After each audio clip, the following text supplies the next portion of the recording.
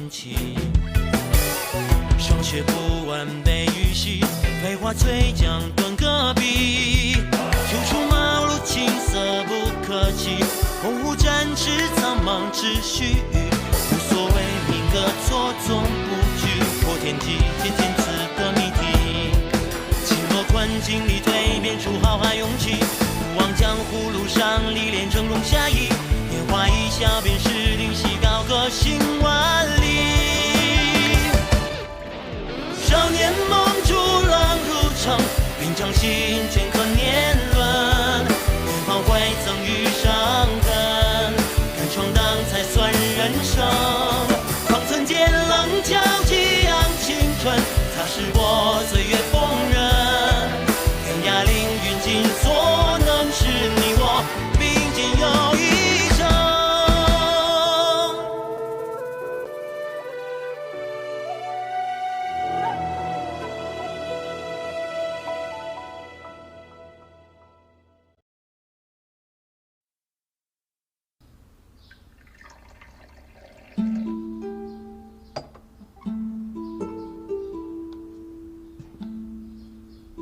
殿下，请用茶。坐吧。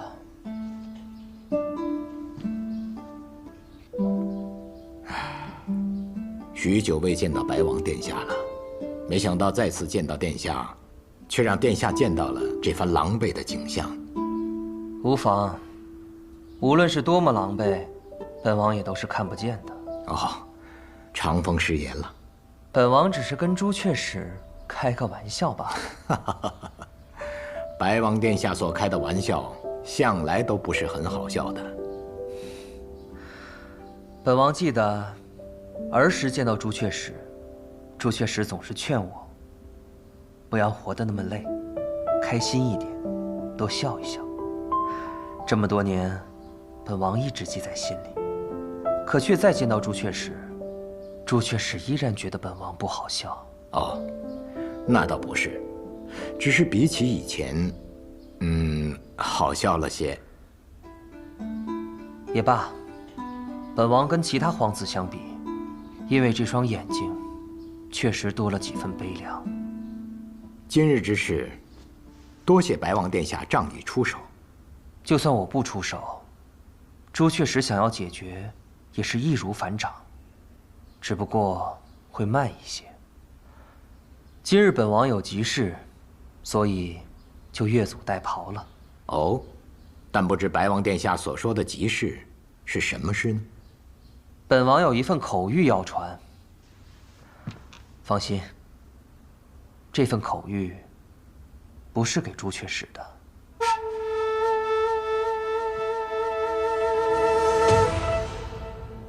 我不做朱雀使已经很多年了，我现在只不过是这雪月城中的一个大管家。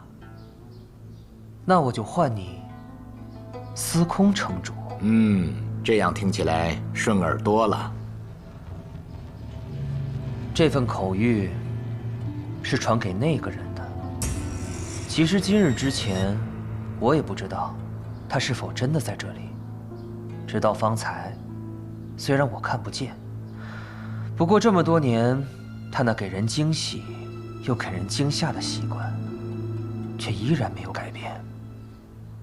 那这件事情，便是你们之间的事情了，跟雪月城毫无关系。我听说，他拜你为师，是我要收他为徒，他既没有答应，但也没有拒绝。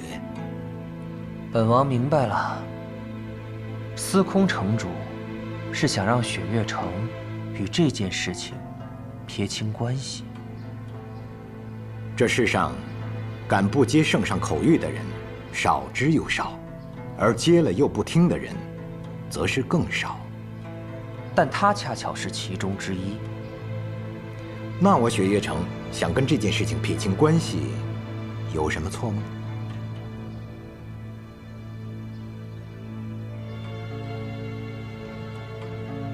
本王明白了。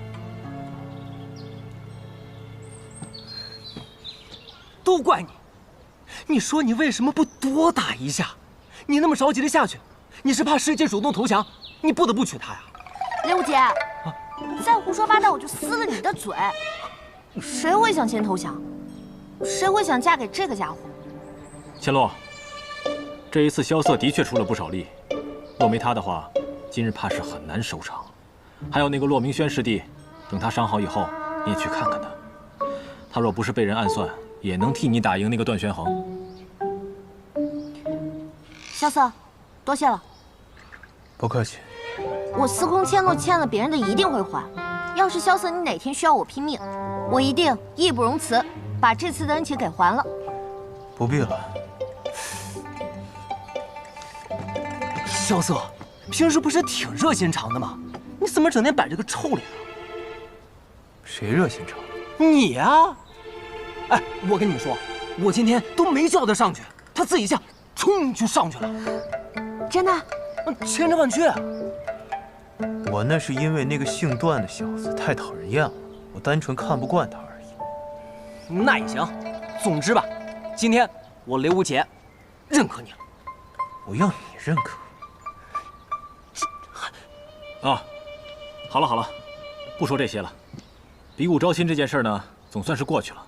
白王殿下也能当场证明这场比武的公正性，想来他们日后也不敢再说些什么。对啊，大师兄，那个王爷好威风啊，现场几百人一下就跪下了。但是，为什么城主是半跪呢？三师尊曾经是天启城4大守护之一的朱雀使，面圣都可以行半礼，一个王爷，自然也没有资格让他行全礼。哦，原来城主是朱雀使啊！哎，那乾隆师姐岂不是朱雀令的传人？阿爹跟我提过此事，我才不感兴趣呢。我又不认识那个人，凭什么做什么守护啊？对了，我阿爹可以半跪，萧瑟你为什么不跪啊？对啊，我腿脚不太好。这师兄，你看他又在那胡诌。我祖上有些荣印，可以面圣不跪。你看这个答案可以吗？真的？看你平时抠抠搜搜，还世家出身呢。哎，对了，大师兄，你说他一个天启城的王爷来我们雪月城干嘛呀？应当是有什么重要的事情要和三师尊商议吧。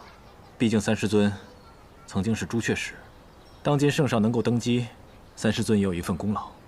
但是天启城的王爷突然来雪月城了，总给人一种不安的感觉。父亲早就说过，最讨厌的就是那座城里的人了。我倒是觉得那个白王殿下挺不错的，不过就是眼睛有那么一点不对劲儿。因为他看不见。看不见？他幼年时期拿了别人盘中的一块糕点，吃了之后就瞎了。这么多年明德帝寻遍天下名医也没能治好他。也是个可怜的人呢。萧瑟，尹长长老，白王殿下在后院等你，你先过去一趟。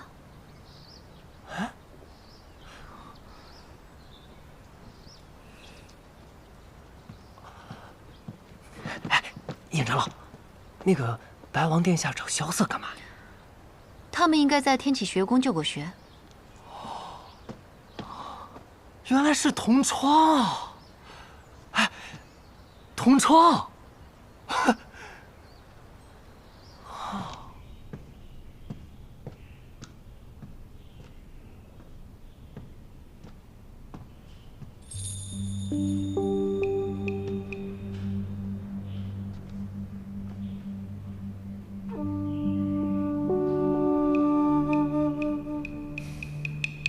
我是个瞎子，我看不到你，而你却能看到我。怎么？既然都见到了，也不唤我一声吗？参见白王殿下。你就是这么叫我的？我只是一介庶民，见了当今二皇子白王殿下，还能怎么叫？毕竟叫错是要杀头的。那你可知道，白日见我不贵，也是要杀头的。我的头就在这儿，殿下若是喜欢，拿去便是。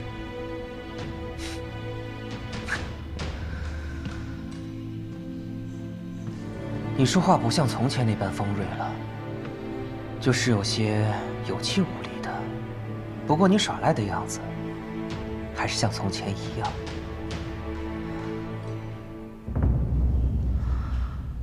还是唤我一声二哥吧，好多年都没有听到了。我叫萧瑟，只是一间普通客栈的老板，没有资格唤白王殿下为二哥。那好，雪落山庄萧瑟，草民在，接旨。接旨。接旨。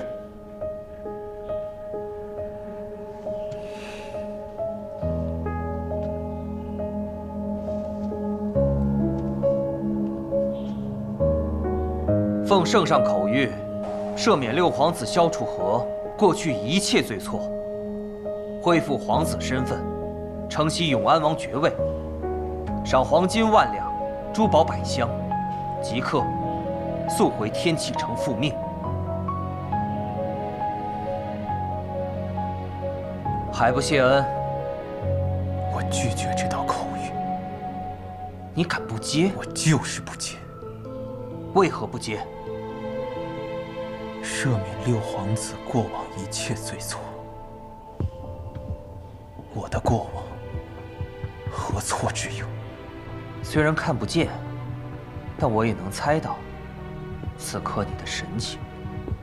既然殿下猜到了，那就还请殿下将这道口谕带回去。听完口谕，你还是不肯唤我一声二哥。看来你是真的不打算回去了。殿下难道希望我回去吗？当年我离城而去，有一人提剑而来，正是怒剑仙叶战天，当世5大高手之一。据我所知，他也是殿下的授业恩师。不管你信不信，并不是我派他前去的。并不是你派去的，那他去前你是否知道呢？是否知道又假装不知道呢？所以你认为你的伤是战天师傅造成的？就算最后一剑不是他出的，倘若他不在，很多事情都不会被改变。罢了，很多事情还是回天启城再说吧。本王给你3日时间，你好好考虑考虑，是否要接下这道口谕，同我回家。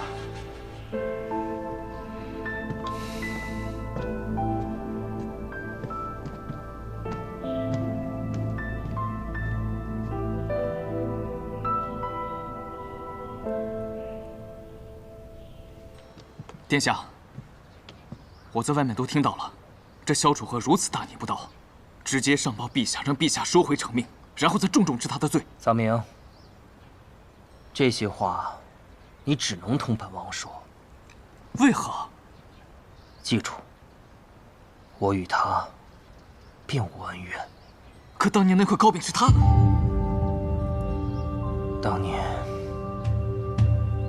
我们只是孩子。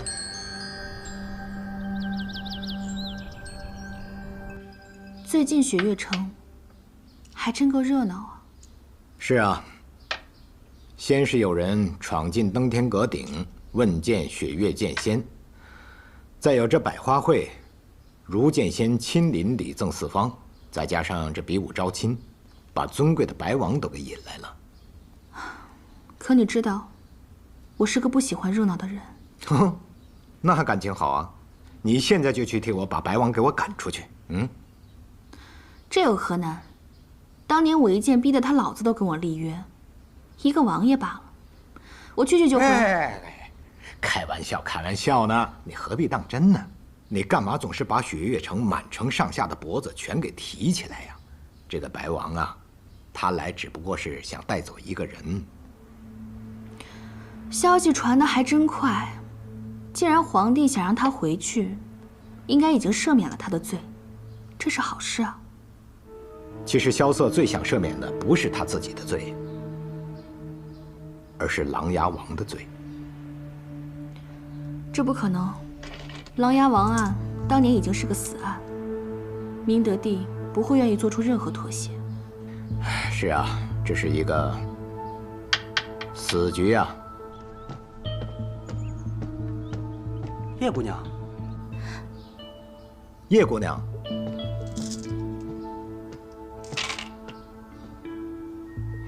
司空城主，二城主，叶姑娘，今天怎么这么有空到我这里来呀？我准备去药房取些药材，路过此地便来见见城主。哎，我那个丫头啊，要是有你这般懂事，那可就好了。怎么样，叶姑娘，身体恢复得如何呀？比来之时好了许多。看来我的医术还是差几分火候。啊，对了，我听说唐老太爷那边有一个法子，或许能够根治你的病。这样吧，你让唐莲抽空带你去一趟唐门。劳烦城主费心了。去吧。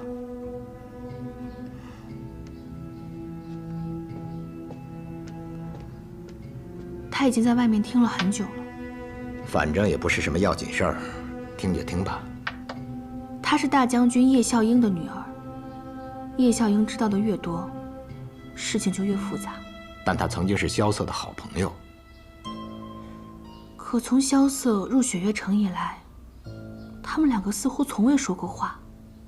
所以，他是最了解萧瑟的人，而现在的萧瑟，最不想提及的就是他的过去，而叶若依，他所背负的正是萧瑟的过去。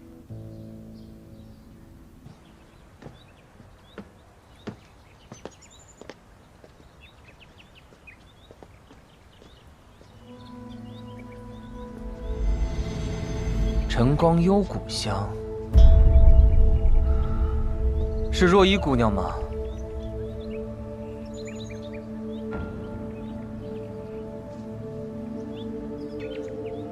许久未见了，二皇子殿下。若本王没有闻到叶家独有的晨光幽谷的香味，那么若依姑娘是否打算就这么走过去了？我已很多年没有见过殿下了，方才觉得面熟，却也不敢相认。我听说若依姑娘一直在城中养病，身体可有好一些？司空城主医术高明，若依的身子比以前好了许多。那便好，你与楚河自幼交好，能在此城中重逢，应该是很开心的事情吧？啊，楚河哥哥，他不是失踪很久了？哦，你没见过他吗？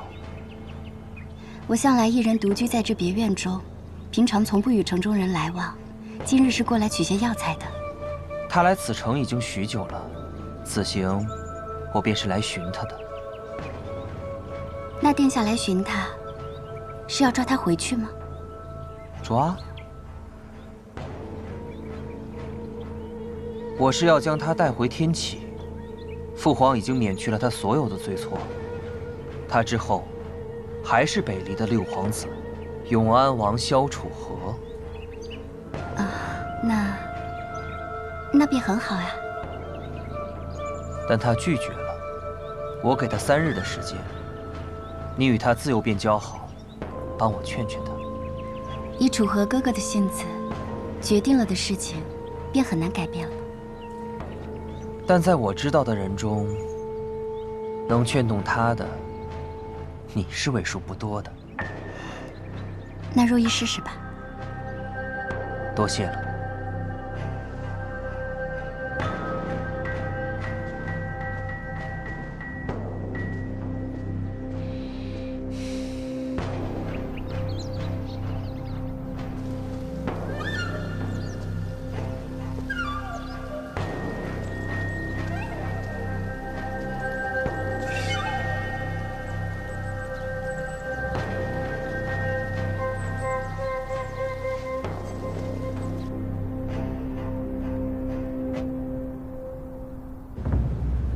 你已经知道姑派人去找楚河的事了？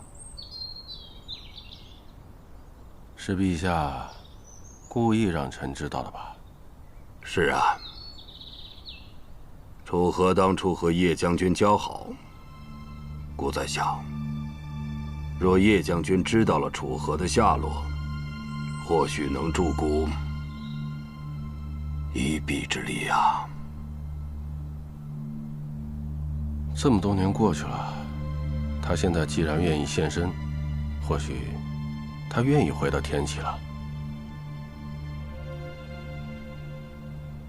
叶将军真的是这么想的？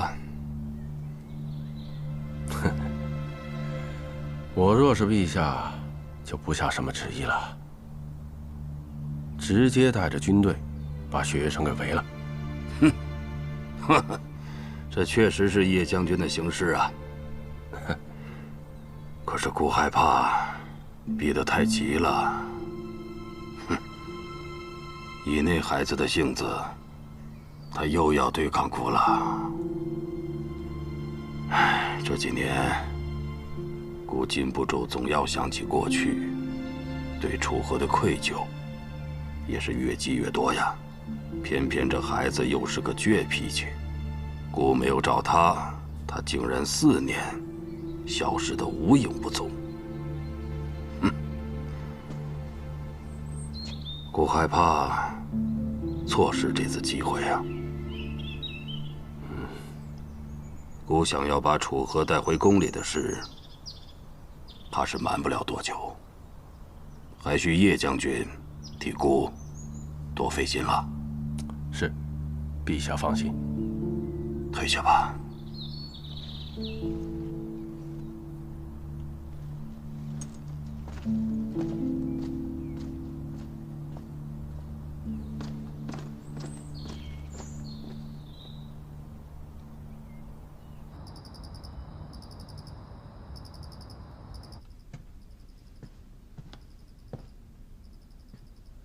是什么风把你给吹来了？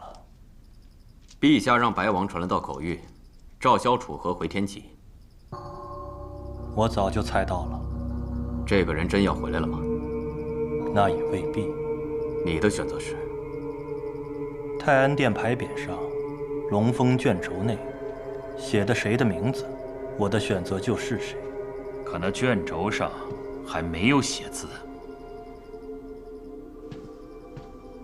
而我们可以最终影响写在卷轴上的名字究竟是谁？我提醒你们，5大监奉命行事，不要说大逆不道的话。哎，我只是说影响，又没说指定。金仙太过敏感了，不是？谨言说的没错，若是以前，我们可以等圣上来定夺。但六皇子萧楚河重新出现，这一切全变了。我知道，你们中间有的人是白王的授业恩师，有的人是赤王的门中贵客。萧楚河的出现对你们来说，是最大的威胁。嘘，你不该在未和我们商议之前就把消息告诉陛下，更不该还没搞清楚那个人是否是真的萧楚河的情况下，没错。告诉我们，于师国那事的原委，那人是萧楚河的可能性究竟有几分？你们没有这个资格。嘿，皇子之事，岂是尔等可以随意议论的？大见。近1年来，有几十匹人马先后离开了天启城，他们都去了哪里啊？他们分别去了雪月城、无双城、木梁城、江南雷家、蜀中唐门、岭南老字号温家、望城山、武当山、少林寺、云林寺，甚至去了方外之地的天外天，以及无处可寻的暗河。是啊，几乎所有的武林大家白赤两王都派了人马前去。如今这朝堂上的纷争还没有结束，江湖上的争夺已经开始了。没错，你们说的对。谨言啊，你刚刚是说想要影响卷轴上的名字？哎呦！哎呀！大剑呐，大剑！谨言一时妄言。你知道就好。我知道，你们各自都有各自的心思，但是武大剑以圣上的圣意为准，圣心难测，伴君如虎。知足不辱，知止不殆，方可长久留存。如果谁想不明白这一点的话，那就趁早退出武大剑。属下不敢。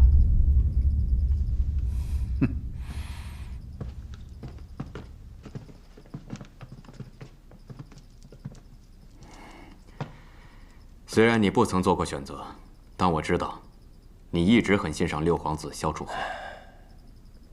为什么一定要做选择呢？这些皇子，他们小的时候都是很好的朋友，只因为我们的利益驱使，才让他们变成今天这副模样。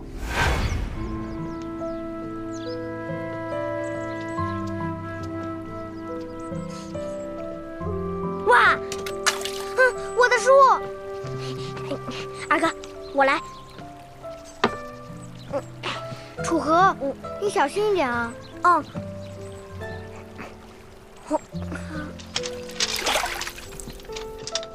二哥，你就别看书了，你看书都湿了，你就陪我玩一会儿吧。楚河，你天天被学堂老师骂也就罢了，还想害得我也被骂？二哥，其实啊，这书的内容我早就会背了，只不过是亲了老头罢了。嘿，别吃！你看你那手脏的，回去洗干净了再来吃。听二哥的。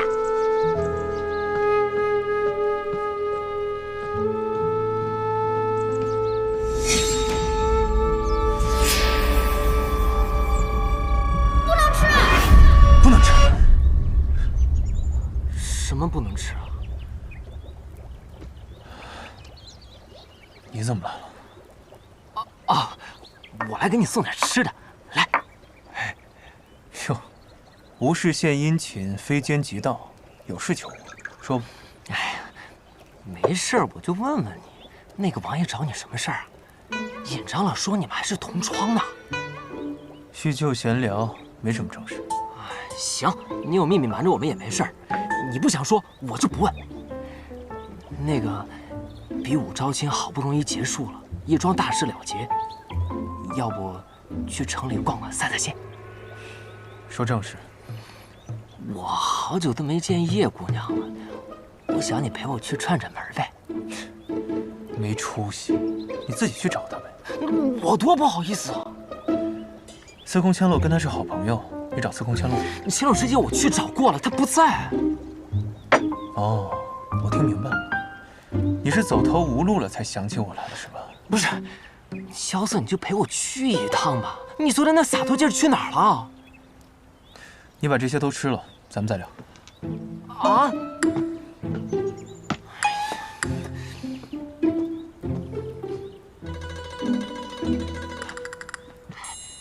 萧瑟。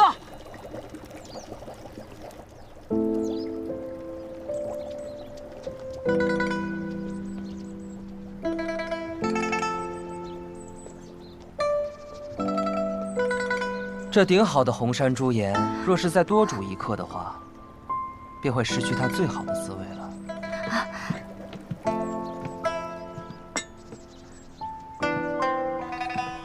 参见殿下。我和藏明在城中闲逛，忽然闻到了这股茶香。我还在想，这雪月城中，谁还会喜欢喝我们天启城中的茶？却没想到还是若依姑娘。许久没有见过家乡了，便想寻一下家乡的味道。殿下见笑了。不准备请我喝一杯吗？殿下请坐。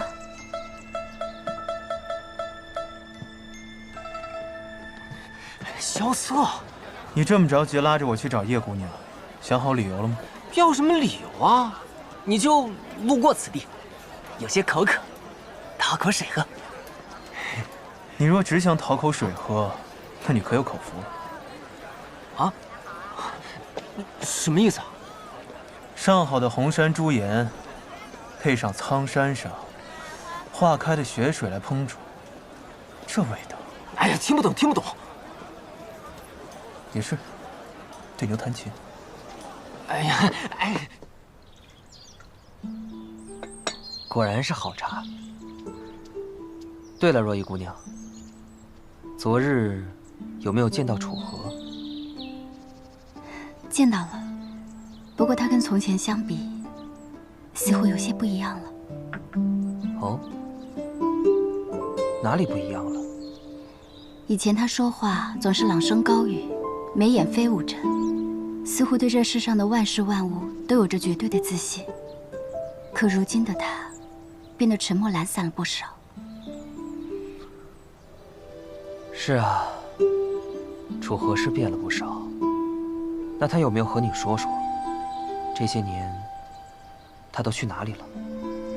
他说他开了一间客栈，在一个背靠青山、面对绿水的地方。若依姑娘，我和萧瑟路经此地，进来向若依姑娘讨杯茶水喝。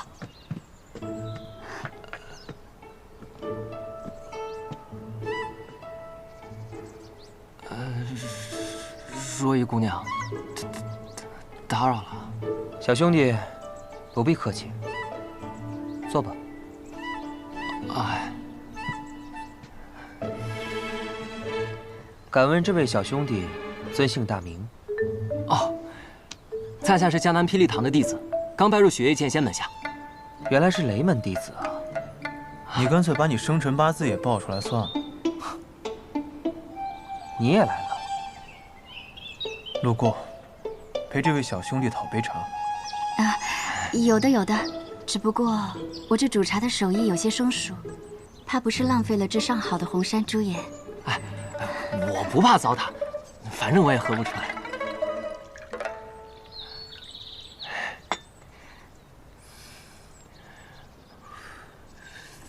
雷兄弟，你不怕烫吗？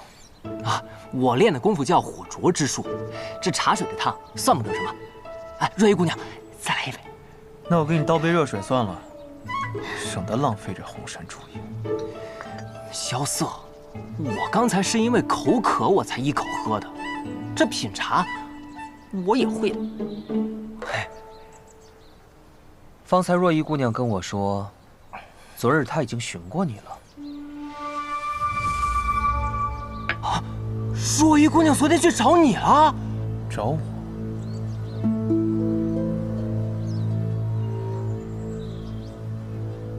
哦，昨天若依姑娘也路过我的小院，也进来喝了杯茶。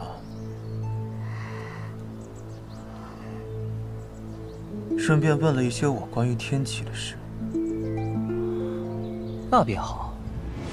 若依姑娘一个人在雪月城，作为天启城的亲人，就应该多关照关照。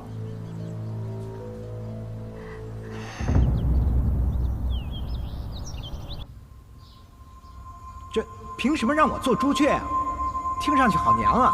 我要做青龙。不行，青龙是我的。哎，好了好了。就是个代号嘛，朱雀怎么了？长风，你看啊，连月他抽了个王八，也没说什么呀。我想揍你！阿爹，啊，阿爹，千洛，你找我？来，坐坐坐。萧瑟这次帮了你那么大的忙，有没有谢过人家？谢过了，谢过了。你女儿我这点礼节还不懂呀？嗯，是我的乖女儿。哎，千洛，你说萧瑟这臭小子，平时处处跟你作对。可是这次你比武招亲呢？你看他忙上忙下的，给你帮了那么多的忙，我怀疑他是不是有什么企图啊？哎，你觉得萧瑟这小子怎么样啊？什么怎么样？哎，脸红了，脸红了，脸红了！阿爹，你想什么呢？哎呦，千洛，我是你阿爹，心里怎么想的，跟阿爹说好不好？啊？哎呀，哎，好精致的令牌啊！爹，你从哪儿来的？是不是要送给我的呀？送给你，当然可以了。不过你一旦拿起这块令牌，你可要承担很重很重的责任了。什么责任啊？说起来话长啊。若依姑娘，本王所托之事，还请多费心。啊，若依记下了。那本王就不打扰各位叙旧了，告辞。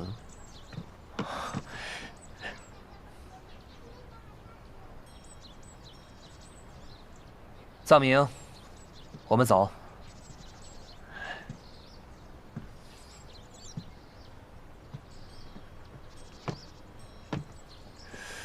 萧瑟，那白王的部下好像不太喜欢你啊。谁知道呢？可能我们合不来吧。你喝完了吗？喝完咱们就走。啊，不妨多坐一会儿吧。对嘛，若依姑娘都邀请了，咱们就多坐一会儿吧。对了，我昨日去药房取药，听到他们在讨论登阁的事情，不如你们给我讲讲。说起这登天阁呀，我一人直冲16层问见雪月剑仙的故事，那还真是有趣的很啊。只见那13层守阁者骆明轩，他不和我比武艺，他要和我来一个赌局。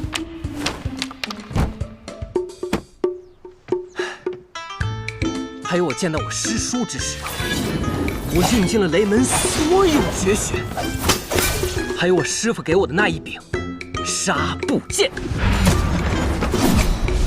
到了16层，我登高一吼，霹雳堂雷无节，问剑雪月剑仙。哎，等等，这登阁是你一个人的故事呀？萧瑟兄弟呢？他在干嘛？哎呀，他呀，他在跟千洛师姐捉迷藏呢，还去算了个命。对，算命？算什么命？哎，对啊，萧瑟，你算命算了个什么呀？我算了一件事。什么事儿？龟。龟？那结果如何？没有结果，因为算到一半，我后悔了。既然你都去算了，为什么不问结果？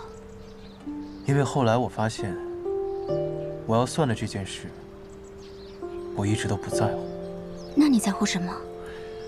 他肯定是在乎钱啊！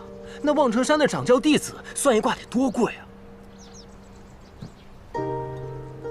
你说的对。啊，还真是因为钱啊！你这登天阁的事迹也讲完了，咱们走吧。真是3句不离走。行吧，行吧，若依姑娘，那我们就改日再来看你了。日日来也无妨的，我这院子里冷清，你们来了还能陪我说说话。行，那我明日就来，不，明早就来。走了。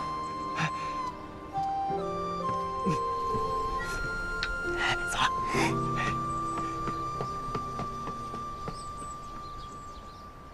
龟。当年北离朝中皇子争斗，整个天启城无比混乱。琅琊王召集了4名绝世高手，组成了天启4守护，誓要重安天下。阿爹我便是其中的朱雀使，最终我们成功了。我明白了，就是说当年阿爹你拿到这块令牌时，就承担起守护天启的重任，而如今天启安稳了，王朝也换代了，所有的守护使也要找新的传人，而这个新的传人，将要守护的，就是6皇子萧楚河。千洛，你能够承担起这份责任吗？我的女儿就是聪明，三言两语就听得明明白白。那我现在就决定，这块牌，我拒绝。我记得从我出生的时候，阿爹就没去过天启城吧？没有。那自然，你也不知道萧楚河了。可那萧楚河是琅琊王所看重的，他……我不管他看中的人是谁，我司空千落若要守护，只会守护我自己看中的人。你，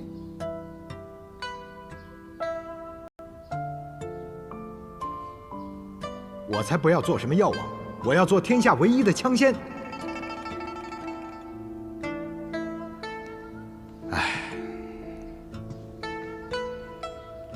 阿爹，我记得有一位大师跟我说过一句话。少年人要有自己的江湖。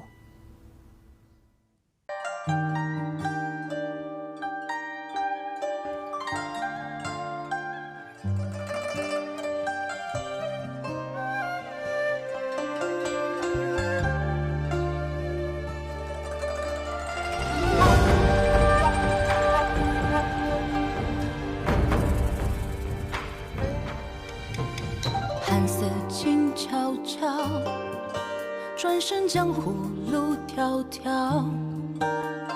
天外雪飘飘，冷月的滚烫云知道。命运狂滔滔，拨开岁月雾绕绕。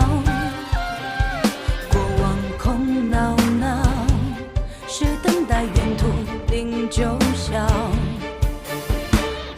水渺渺，心声随境缘轻渺渺。我想养才好，生如莲不染与你潮。跋涉千万里惊涛，踏歌着浪潮，悠扬了年少。刀剑唇齿相依，肝胆相照，真情比天大，梦何惧渺小。任凭恩怨多纷扰，踏歌长啸，芳华本皆了。少年锋芒同行，天涯海角，下一通逍遥，有只脚不寂寥。